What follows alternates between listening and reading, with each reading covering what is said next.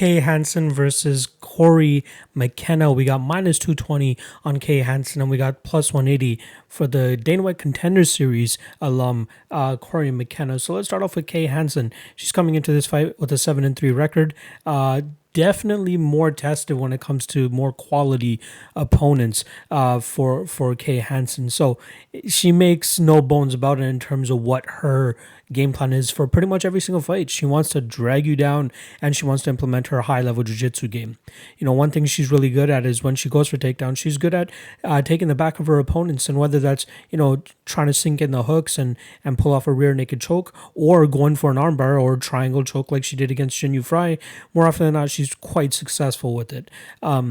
One advantage I think she'll have in this fight is I believe she'll be the stronger of the two, which I believe will play a big factor in this fight. Just like in the Jin Fry fight, I thought that Fry was a much stronger fighter, but eventually the jiu-jitsu and the grappling of Kay Hansen caught up to her.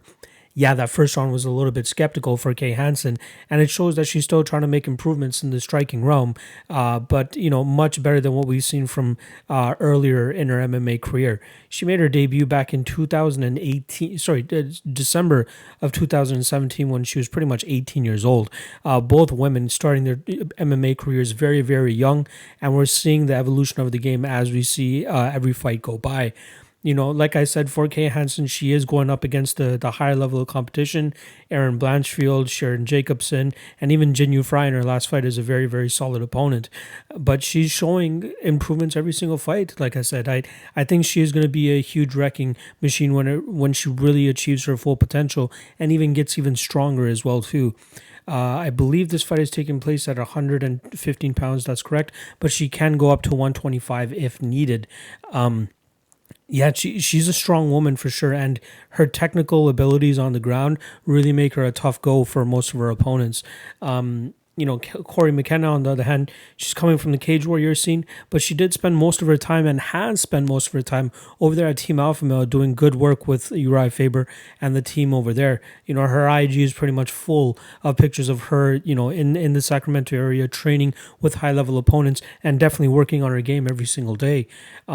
She did have her most recent victory over Vanessa Demopoulos or in the Contender Series, where it just seemed like Vanessa was more than content with just laying on her back and trying to throw her up submissions. Whereas I feel like Kay Hansen will be a little bit more looking for reversals compared to just like clinging onto a triangle that's probably not going to happen, or an armbar attempt that's probably not going to happen. I feel like Kay Hansen is a much better jiu-jitsu player than Vanessa, especially when it comes to the MMA game. I do say that there is skeptical competition on Cory McKenna's record. The only loss she has on her record is against a girl named Nicole Desegni, Desenia, I should say. And most people would remember her for losing to Mallory Martin on the Contender Series, I believe, last year or the year before that. Yeah, that was a close fight. It was a split decision, but I thought McCall did a lot better work on the feet, and that's what should have given her the decision. Whereas, Cory was trying to drag the fight to the ground, and McCall did a good job of getting back to her feet and then making her pay. Cory just seems to lack a little bit of strength, and I've seen in, obviously, her IG posts that she is trying to hit the weight. She's trying to get stronger, and as that is probably one of the weaker parts of her game. But that seems to be the part of her game that she wants to do, is like kind of go the same way about Kay Hansen, get her opponents down and try to do some damage from on top. Her striking looks like it could use a little bit of work. She does look a little bit stiff at times. I think she definitely excels when she's in the top position, when she's on the ground, but I think that's going to be a little bit hard for her to establish against a girl like Kay Hansen, who's quite active off of her back, really good with reversals, really good with getting back to her feet, and then obviously really good at ending up on top. So I think Cory McKenna is going to have a lot of trouble here trying to deal with the grappling of Kay Hansen, and I completely understand why she's a minus 220 favorite. And now normally a lot of people would be like, oh, why would you go out there and spend money or risk money on somewhat low level or entry level MMA fighters? But I think that there's a huge discrepancy here with Kay Hansen and Cory McKenna, especially when it comes to the jiu-jitsu realm. If you look at Cory McKenna's IG as well too, and I'm taking a lot from IG just because I feel like there's a lot of content there for McKenna, obviously outside of her actual fight tape itself, but she is spending time with Sarah McMahon, which is something to keep in mind too. With that said, I don't think that McMahon is a high level grappler or high level jiu-jitsu player. Yeah, she's a high level wrestler, so maybe she's getting better work and trying to figure out how to get the fight to the ground.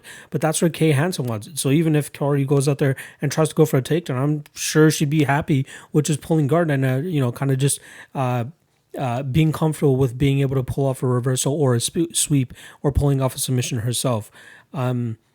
Yeah, I'm on Kay Hansen here. I really like her in this spot. I feel like McKenna still has a lot of work to do, and I'm kind of surprised that Dana White was happy to like sign her. We're used to wanting to see higher level of competition or a more persuasive performance from a fighter to get into the contender series. Like, it's kind of a joke that she actually got into the UFC off of that performance. Like, it was more of Vanessa Demopoulos just giving up, just lying on her back and letting McKenna have the top position, rain down some good shots from on top, and then obviously getting the better of the striking exchanges because Vanessa wanted pretty much nothing to do with that, going out there just doing fucking cartwheels. Like, what the hell was that? So yeah, I definitely think the experience advantage goes to Kay Hansen. The grappling advantage goes to Kay Hansen. The striking is a little bit of a wash, in my opinion. I've seen Cory have a little bit more success in the striking realm, but I'm not going to go out there and say that she has the much better striking than Kay here. In terms of camps, obviously Cory McKenna being at Team Alpha Male, and Kay Hansen does a lot of her work out of the 10th Planet Jiu-Jitsu school, I believe, in Fullerton. I think it all balances out with Kay Hansen being the one that deserves to be the 2-1 favorite, and maybe even a bigger favorite too, because I feel like the strength is going to play a big factor here too. And Cory has kind of just been muscled to the ground at times as well.